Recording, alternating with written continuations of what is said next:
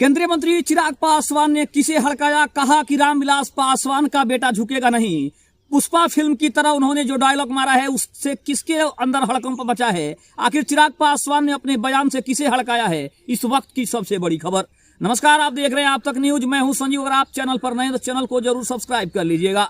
बता दें कि लोक जनशक्ति पार्टी रामविलास के अध्यक्ष और केंद्रीय मंत्री चिराग पासवान ने हाल ही में बिहार की राजनीति में आक्रामक रुख अपना लिया है।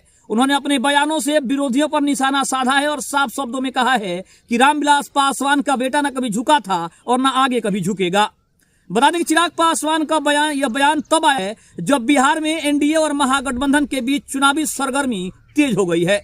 उन्होंने खास तौर पर नीतीश कुमार और उनके समर्थकों पर भी हमला बोला है। उन्होंने नीतीश कुमार के कुछ फैसलों पर भी अपनी नाराजगी व्यक्त की है, जहां बिहार में सुशासन को लेकर भी उन्होंने चर्चा की है और उन्होंने साफ तौर पे कहा है कि अगर हम सरकार में होते तो शायद ऐसा नहीं होता। लेकिन नीतीश कुमार का समर्थन भी उन्होंने किया है, लेकिन अपने विरोधियों को चेताते हुए उन्होंने कहा है कि ये रामविलास पासवान का बेटा है, किसी भी कीमत पर नहीं झुका है और न आगे कभी झुकेगा।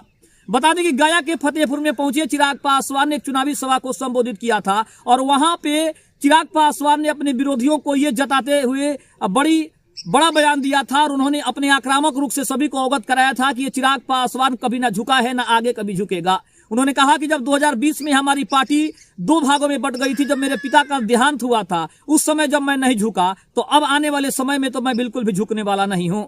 इसके अलावा अगर बात करें तो चिराग पासवान ने नीतीश कुमार के ऊपर भी बड़ा बयान दिया है और उन्होंने कहा है कि सरकार में कुछ कुव्यवस्थाएं हैं जिसे दुरुस्त करने की कोशिश की जा रही है और उन्होंने इसके लिए सीएम नीतीश कुमार से बात भी की है। लेकिन सबसे ज्यादा चर्चा इस बात की हो रही है कि उन्होंने महागठबंधन के ऊपर एक बड़ा बयान दिया है। उन्होंने कहा है कि जो लोग ये मुझे तोड़ने की, मुझे कहीं ना कहीं अलग करने की कोशिश कर रहे हैं, उनके लिए साफ संदेश है कि ना ही ये कभी झुका है और ना ही कभी झुकेगा। इसके अलावा अगर बात करें तो गया के चुनावी सभा को संबोधित करते हुए चिराग पासवान को देखने के लिए जब चिराग पासवान वहां पहुंचे थे तो इतनी ज्यादा भीड़ थी, जिसको देखने के बाद चिराग पासवान ने साफ तौर पे लोगों को इशारा किया था, लोगों को मना किया था कि कहीं ना कहीं आप सुरक्षा घेरा को मत तोड़ें, जिससे आप सभी को नुकसान हो सके।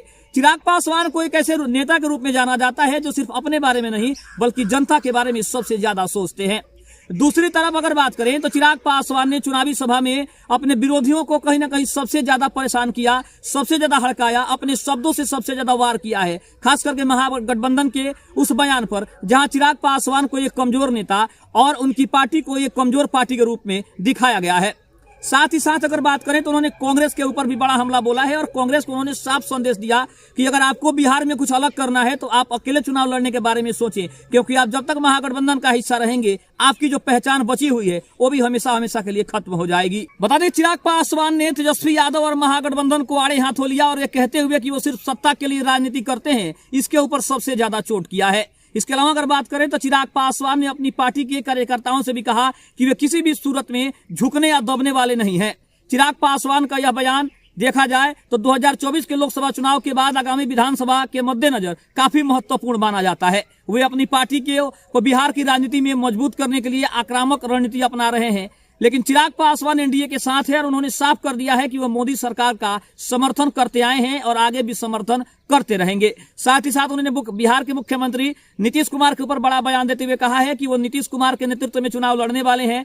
इससे जो भी विरोधी हैं, जिनको ये लगता है कि आने वाले समय में नीतीश कुमार और कहीं ना कहीं एनडीए अलग होने वाले हैं या फिर नीतीश कुमार को मुख्यमंत्री का चेहरा नहीं बनाया जाएगा, उनके लिए उन्होंने साफ संदेश दे दिया है कि हम नीतीश कुमार के नेतृत्व में चुनाव लड़ने वाले हैं। इससे विरोधी जो हैं वो सकते में हैं, क्योंकि विरोधियों को ऐसा लगता है कि नीतीश कुमार को तोड़ देना काफी आसान काम है। लेकिन अब वो नीतीश कुमार पहले वाले नहीं हैं जो अपने बयान बार बार बदलते थे, अपनी पार्टी बार बार बदलते थे, अपनी पहचान बार बार बदलते थे। अब वो नीतीश कुमार नहीं, अब ये वो नीतीश कुमार हैं जो आने वाले विधानसभा चुनाव में एनडीए के साथ मिलकर चुनाव लड़ने वाले हैं, एक बार फिर से बिहार के मुख्यमंत्री बनने वाले हैं और एनडीए को एक मजबूत समर्थन देने वाले हैं। साथ ही साथ उन्होंने आगामी विधानसभा चुनाव के मद्देनजर कहा कि हमारी पार्टी सीटों पर चर्चा कर रही है, कितनी सीटें मिलने वाली है इसके ऊपर पार्टी चर्चा कर रही है और इसका फैसला गठबंधन करेगा कि कौन सी पार्टी को, कौन से अलायंस को कितनी सीटें मिलेंगी। ये तय करना पार्टी का काम है। हमारा काम है अपना कर्तव्य करना, हमारा काम है अपना काम करना और हम फील्ड में हमारे जो भी कार्यकर्ता हैं सभी मिलकर काम कर रहे हैं और अपने विरोधियों को